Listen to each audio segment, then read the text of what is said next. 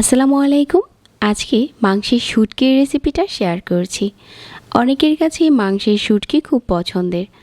আসছে কোরবানি ঈদে হাতের কাছে যখন প্রচুর মাংস থাকবে, তখন চাইলে ফ্রেশ মাংস দিয়ে আপনিও এই শুটকিটা বানাতে পারেন আর বানিয়ে সংরক্ষণও করতে পারেন। যাদের কাছে মাংসের শুটকি ভালো লাগে তারা চাইলে আজকের রেসিপিটা ফলো করতে পারেন। মাংসের শুটকির জন্য আমি এখানে হাফ কেজি মাংস নিয়েছি। আমি এখানে চর্বি ছাড়া মাংস নিয়েছি আর মাংসগুলোকে একটু ছোট ছোট করে কেটে নিয়েছি। ছোট করে কাটলে শুটকিটা অনেক তাড়াতাড়ি শুকিয়ে যায়। তারপর চুলায় একটা পাত্রে 3 কাপের মতো পানি নিয়েছি।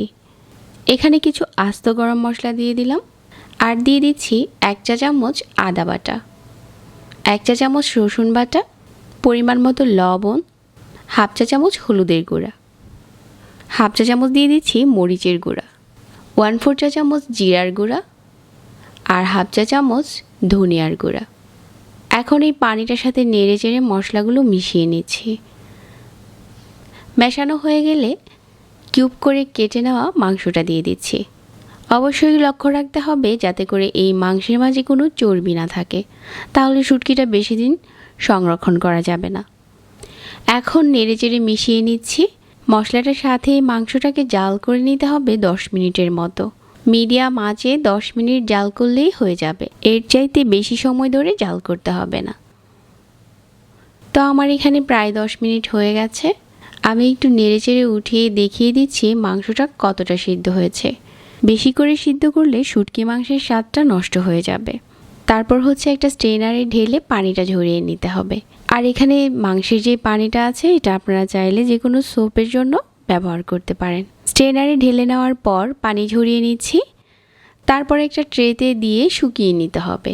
আপনার কাছে যদি রোদের ব্যবস্থা থাকে তাহলে আপনি রোদে দিয়ে দিতে পারেন, আবার চাইলে চুলার নিচে দিয়েও শুকানো যাবে। আর এগুলো না থাকলে ফ্যানের বাতাসেও শুটকিটা শুকিয়ে যায় অনেক তাড়াতাড়ি।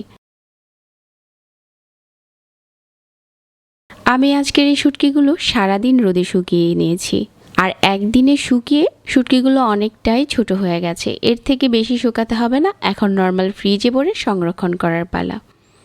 এই শুটকিটা রান্না করার আগে আপনারা অবশ্যই কয়েক ঘন্টার জন্য গরম পানিতে ভিজিয়ে রাখবেন, তাহলে শুটকি মাংসগুলো অনেক বেশি সফট হয়ে যাবে। তারপর আপনার পছন্দ মতো মশলা দিয়ে রান্না করে নিতে পারেন।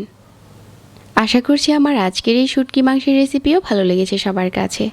রেসিপিগুলো ভালো লাগলে আমাদের পেজ ফলো করতে পারেন আর চ্যানেল সাবস্ক্রাইব করে রাখবেন। সবাই অনেক ভালো থাকবেন। আজকে এখানেই বিদায় নিচ্ছি। আল্লাহ হাফিজ।